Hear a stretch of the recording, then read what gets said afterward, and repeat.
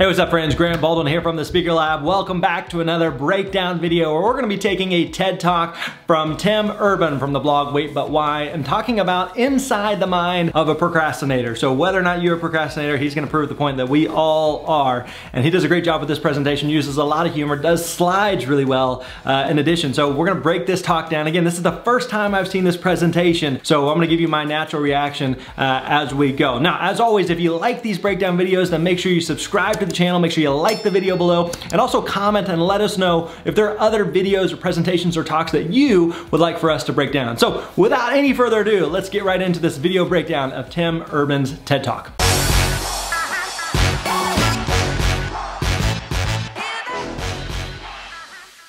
All right, here we go. So in college, I was a government major, which means I had to write a lot of papers. Now, when a normal student writes a paper, they might... Now, this is something that we've talked about a couple of times as it relates to TED Talks, but it's always really good from an audience perspective when you have the audience as close and compact as possible. You don't want there to be a lot of gaps and open seats everywhere. So anytime you're in an environment where there are a lot of those seats, what you want to try to do is get the audience as close to the front and as close together as possible. So this creates more energy and oftentimes helps build some momentum and engagement within the audience for the speaker. They work out a little like this. So, you get started maybe a little slowly, but you get enough done in the first week that with some heavier days later on, everything gets done. Okay, now one of the things that you may have noticed there, let's actually go back to it for a second. He pulls up a slide and he kind of turns around and looks at it. I was a government major, which means I had to write a lot of papers. Now, when a normal student writes a paper, they might spread the work out a little like this.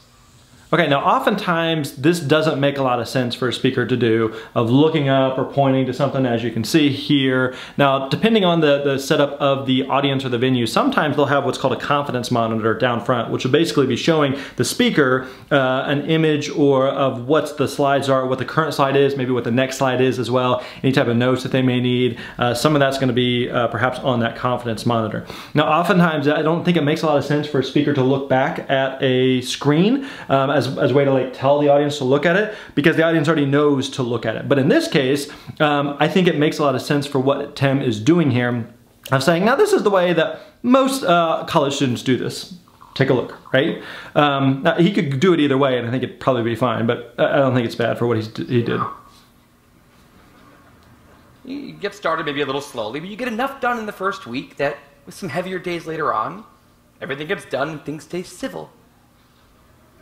And I would want to do that like that. That would be the plan. I would have it all ready to go, but then actually the paper would come along, and then I would kind of do this. And that would happen every single paper. But okay, this is also a good example. I think I'm guessing he's gonna do this more with this presentation, is that you can use slides for humor. Right? Sometimes we feel like as speakers, I don't think I'm that funny, or I don't know what I'd say, or I'm not sure how I could, if this joke would be funny or not. But oftentimes speakers can use humor via slides or via an image or via a graph, like in this case, or via a short video. So a quick example, a couple years ago, I was speaking at a conference and we went to see the keynote speaker who did a great job. He's a good friend of mine, and he was very funny, but one of the main funny things that he did was he showed a quick funny video, and it was like a 30-45 second video clip or something, and it tied into his message and it worked really, really well.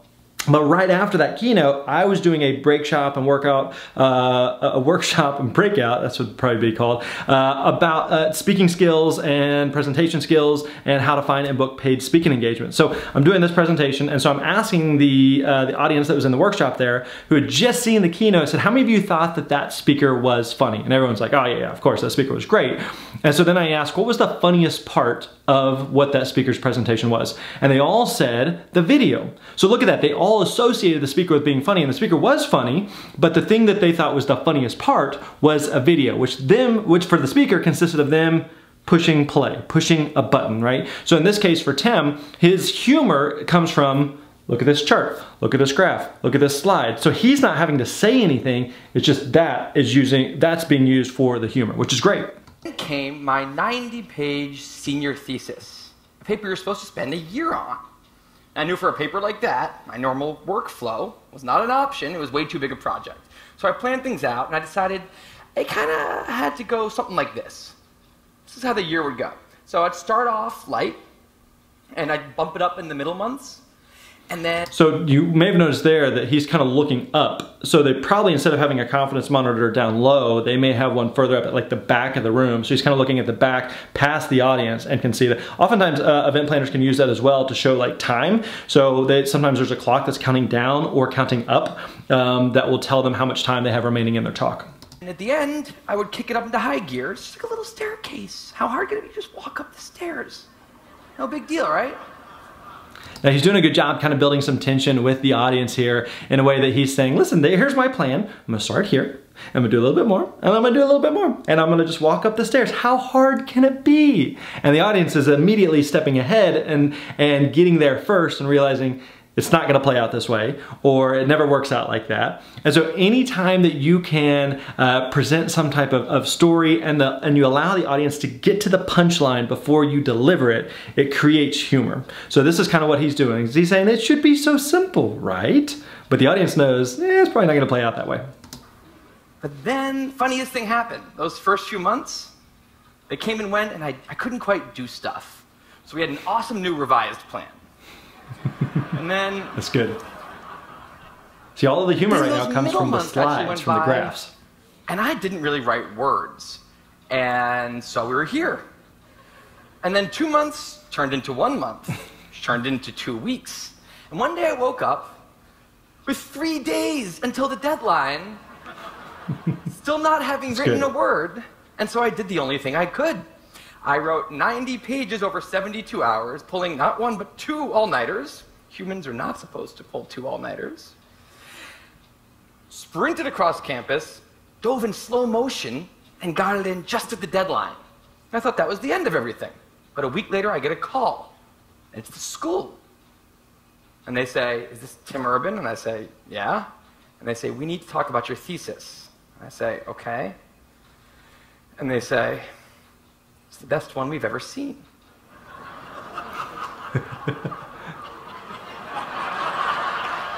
This is a great pause. Okay, let's look here. I want to go back and see how long that pause is that he gives. It's one we've ever seen. All right, 29. So 1, 2, 3, 4, 5, 6, 7, 8, 9. That did not happen. All right, so 9 seconds of pausing there, which is an eternity for a speaker, right? But again, he's kind of letting the anticipation build. And notice one of the things we talked about earlier is that especially laughter and just kind of energy in a speaking environment is very contagious. And so what starts with a couple of people laughing, and then it starts to build and it starts to build. So in fact, let's go back and look at that one more time so you can kind of see how it starts to build up more there. Deadline. I thought that was the end of everything.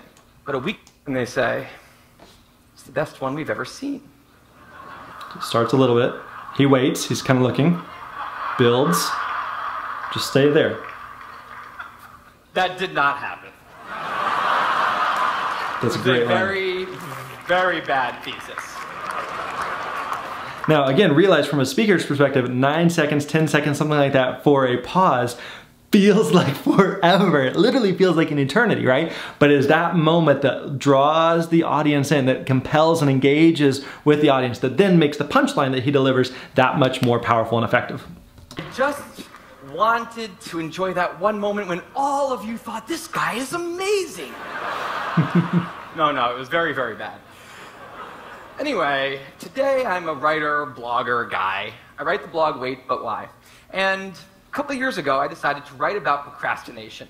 My behavior has always perplexed the non-procrastinators around me, and I wanted to explain to the non-procrastinators of the world what goes on in the heads of procrastinators and why we are the way we are. Now, I had a hypothesis that the brains of procrastinators were actually different than the brains of other people. And to test this, I found an MRI. One of the things that you notice that he's doing a lot of is he's doing a lot of looking down. Now, I've heard that sometimes that speakers will do this because they're looking at different parts of their brain, trying to remember what comes next. So some speakers are looking down, some speakers may be looking up, some speakers may be looking to this one side or the other. I have a friend of mine who, whenever he's thinking about something, his eyes go back and forth. And that's his way of kind of like searching the brain to figure out what comes next. So Tim's doing a lot of looking down, which is not necessarily a bad thing. That's just kind of an observation here. That actually let me scan both my brain and the brain of a proven non-procrastinator. And so I could compare them, and I actually brought them here to show you today. And I want you to take a look carefully to see if you can notice a difference. And I know that if you're not a trained brain expert, it's not that obvious, but just take a look, okay? So here's the brain of a non-procrastinator. Now, here's my brain. That's good. There is a difference. Both brains have a rational decision maker in them, but the procrastinator's brain also has an instant gratification monkey. Now, what does this mean for the procrastinator? Well, now, this is a good example of, again, using a slide there and using some type of visual. Now, obviously, this is a very childish visual, right? It doesn't have to be some type of, fancy design thing, but just kind of almost like a stick figure type of chart here or image that the audience immediately connects with. They know what this is. Now, it'd be one thing for him to describe, like, okay, imagine this, that you've got the rational decision maker in your brain. How many of you have that? Well, we all have that, right? But then you also have the instant gratification monkey, right? But showing it on some type of like almost childish image and really almost dumbing it down is really effective here. Means everything's fine until this happens. So the rational decision maker will make the rational decision. Now also notice here that he's not turning around and reading what's on the screen. The audience can read it. They're fully capable of reading. So it just puts it up, lets it sit there for a second, gives them a second to read it. Because one of the things that some speakers will make the mistake on is they'll put some type of slide up, something that has some text on it, and what's the audience naturally going to do? They're naturally going to start reading it. But if the speaker immediately starts continuing speaking, then they can't hear while they're also reading. So he puts the slide up, gives them a few seconds to read it, and then he continues. To do something productive, but the monkey doesn't like that plan. So he actually takes the wheel, and he says, actually, let's read the entire Wikipedia page of the Nancy Kerrigan-Tanya Harding scandal, because I just remembered that happened. Then we're going to go over to the fridge. We're going to see if there's anything new in there since 10 minutes ago. After that, we're going to go on a YouTube spiral that starts with videos of Richard Feynman talking about magnets and ends much, much later with us watching interviews with Justin Bieber's mom. All of that's going to... Okay, this is a really good also example of how he's building connection and relation and a rapport with the audience. Because the truth is, we've all been there before, right? Where we are doing one thing, we're focused on something at work, and then the instant gratification monkey takes over, and we're killing time, we're dinging around on our phone, we're looking on Facebook, we're checking our email, we're on YouTube, and then we kind of go down this spiral, like he said, of next thing I know, I'm on YouTube, and I'm watching this, I'm watching this, I'm watching, and now I'm watching an interview with Justin Bieber's mom going, how did I end up here? And so the audience laughter is their just relation to that point of saying like, yeah, we've all totally been there going like, how did this happen? How did I get here? So it's good that, again, he's building this up. So now, hopefully at some point here, he's gonna be offering the solution of, okay, this is where we are. This is what we can all identify with. This is what we all can relate with. Now, how do we fix it? Take a while, so we're not gonna really have room on the schedule for any work today, sorry. Now, what is going on here? He's identified the problem, and he's starting to transition to the solution. He lives entirely in the present moment. He has no memory of the past, no knowledge of the future, and he only cares about two things, easy and fun. Now, in the animal world, that works fine. If you're a dog, and you spend your whole life doing nothing other than easy and fun things, you're a huge success. And to the monkey, humans are just another animal species. He has to keep well slept, well fed, and propagating into the next generation. Which in tribal times might have worked okay. But if you haven't noticed, now we're not in tribal times. We're in an advanced civilization, and the monkey does not know what that is. Which is why we have another guy in our brain, the rational decision maker, who gives us the ability to do things no other animal can do. We can Now, one of the things that he's doing that I really like here is he is really simplifying this. Now, it may almost seem like he's oversimplifying it, but he's really taking this very complex problem and breaking it down in a very, very simple way, which is really good for an audience. Now, he could come up there and say, you know, as an academic professor, those of you dealing with procrastination, here's what you're dealing with, and inside the brain here, here's an actual picture of the brain, and there's this little, you know, I don't even know a name part of the brain, right? That little part of the brain, it's causing this issue and it's sending fluid to this part, and that's what's causing procrastination. And for most of the audience, they're like, I have no idea what you're actually talking about. But he's talking about it in a way that if I brought in my 7-year-old daughter, she'd probably understand this right now of, hey honey, you know when you're supposed to do this and you want to end up doing this? Here's why. This would probably connect with her because again, it's a very simplified but a fun way of expressing this. Visualize the future. We can see the big picture. We can make long-term plans. And he wants to take all of that into account. And he wants to just have us do whatever makes sense to be doing right now. Now, sometimes it makes sense to be doing things that are easy and fun, like when you're having dinner, or going to bed, or enjoying well-earned leisure time. That's why there's an overlap. Sometimes they agree. But other times, it makes much more sense to be doing things that are harder and less pleasant for the sake of the big picture, and that's when we have a conflict. And for the procrastinator, that conflict tends to end a certain way every time, leaving him spending a lot of time in this orange zone, an easy and fun place that's entirely out of the make sense circle. I call it the dark playground.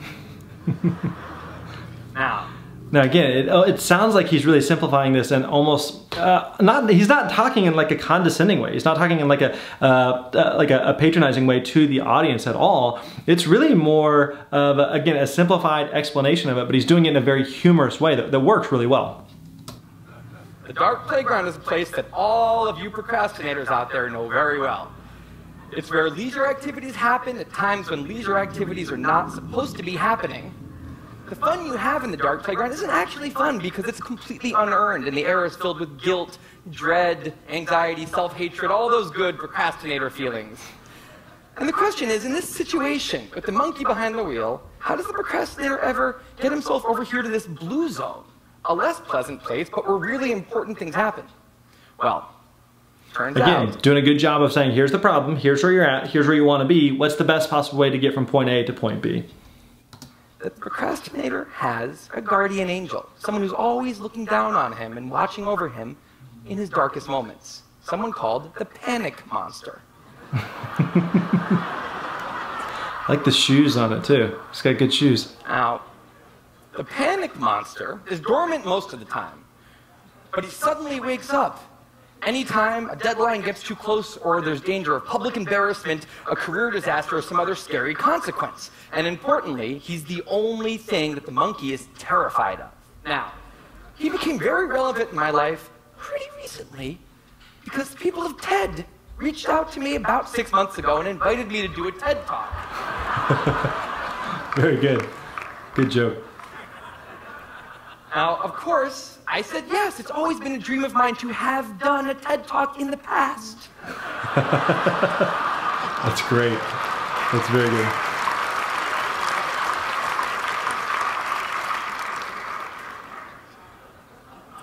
But in the middle of all this excitement, the rational decision maker seemed to have something else in his mind. He was saying, are we clear on what we just accepted? Do we get what's going to be now happening one day in the future? We need to sit down and work on this right now. And the monkey said, totally agree, but also let's just open Google Earth and let's zoom into the bottom of India, like 200 feet above the ground, and we're going to scroll up for 2.5 hours till we get to the top of the country so we can get a better feel for India. That's awesome. So that's what we did that day.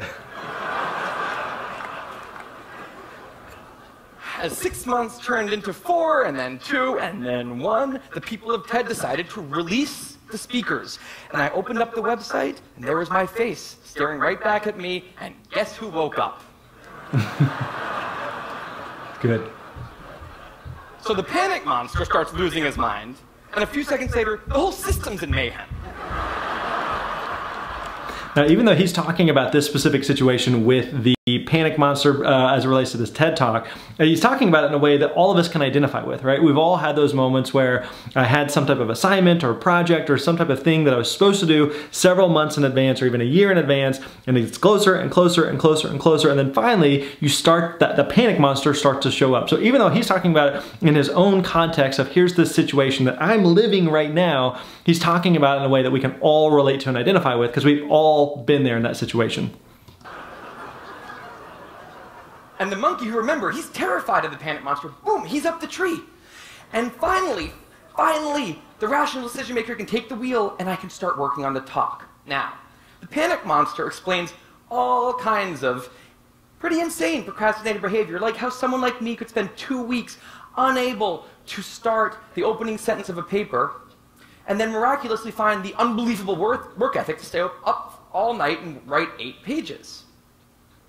And this entire situation with the 3 characters, this is the procrastinator's system. It's not pretty, but in the end, it works. And this is what I decided to write about on the blog just a couple years ago. Now, when I did, I was amazed by the response. Literally thousands of emails came in from all different kinds of people, from all over the world, doing all different kinds of things. These were people who were nurses and bankers and painters and engineers and lots of PhD students. And they were all writing, saying the same thing. I have this problem too. But what struck me was the contrast between the light tone of the post and the heaviness of these emails. These people were... Now he's doing a good job of pulling up several examples of types of people that this is applied to. Because you may think, okay, well procrastinators are just lazy, or they're unorganized, or they're sloppy. But he's saying, listen, no, actually these are like really good people. These are, you know, doctors and lawyers and PhD students and parents and like normal human beings who are dealing with this type of thing. So again, he's making the connection to the audience. Like if you're feeling this right now, and probably a decent percentage of the audience is, he's telling them like, hey, you're okay here. It's going to be okay. I'm going to, again, give you the solution, but don't feel like I'm coming down on you, because this is something that a lot of different people deal with. Writing with intense frustration about what procrastination had done to their lives, about what this monkey had done to them.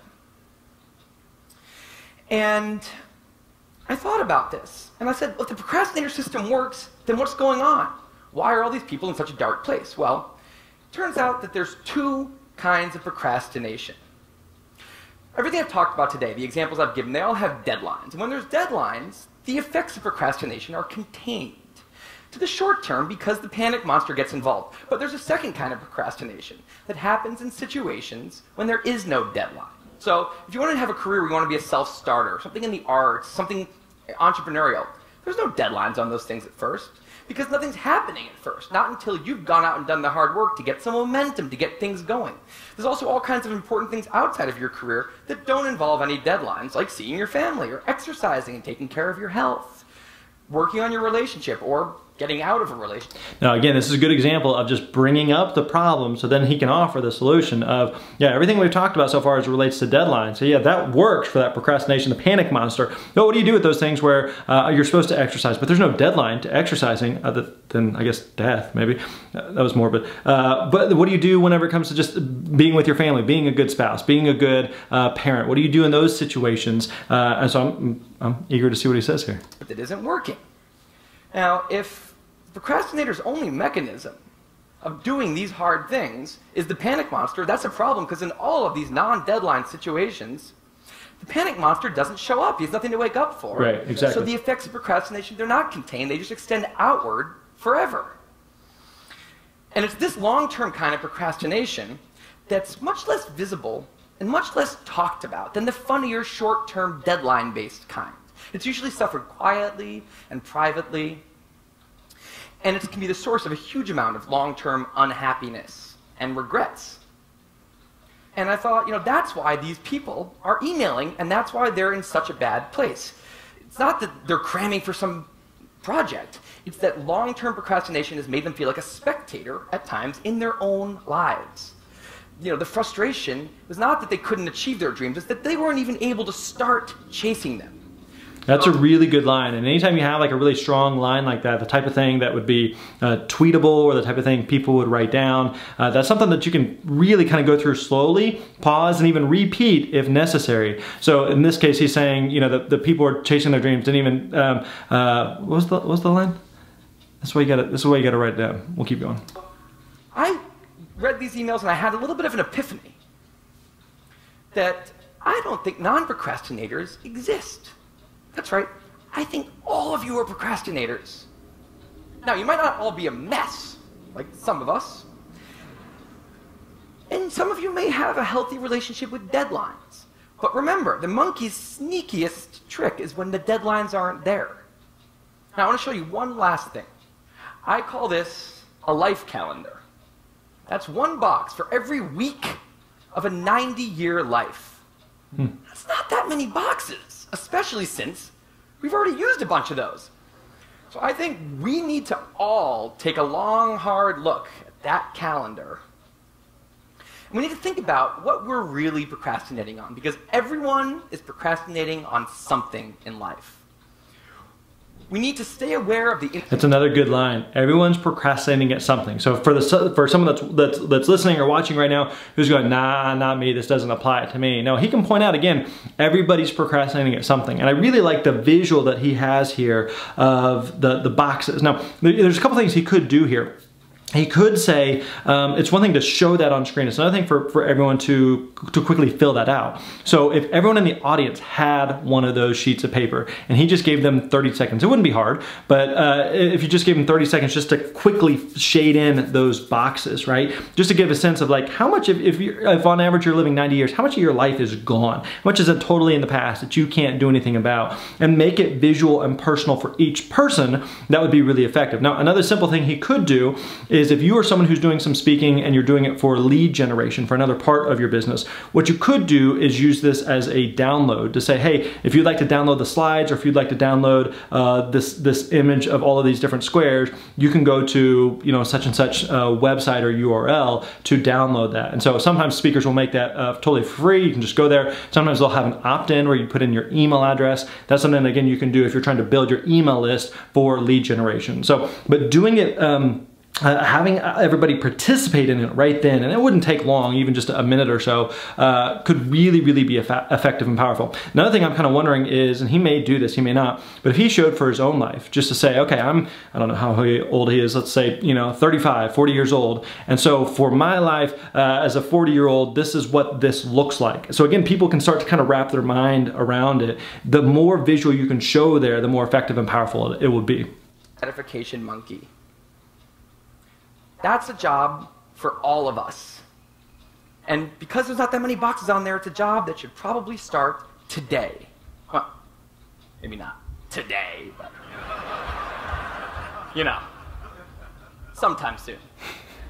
Thank you. Good.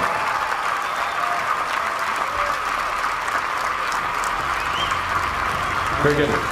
Now, one thing that, again, we've talked a little bit about this before, but as a speaker, when you finish, instead of just saying thank you and then immediately darting off stage, sometimes it's good to just wait there for a second, kind of pause for a moment and give the audience a chance to respond to what it is that he just talked about there. But solid talk from Tim Urban there. Really good stuff. All right, there you go. Hope you enjoyed that breakdown video of Tim Urban's talk all about how to overcome procrastination. Again, did a great job using visuals there, using humor. Really solid job from Tim Urban. Hey, again, if you like this breakdown video style, then make sure you subscribe to the channel. Let us know in the comments, what is the takeaway that you learned from this video that you're gonna apply to your next speech or presentation? Also, let us know in the comments if there's another video or another presentation, TED Talk, speech that you would like for us to do a video breakdown of. So again, don't forget to subscribe, don't forget to like, and don't forget to check us out on the next video. We'll catch you next time, my friend. You're awesome.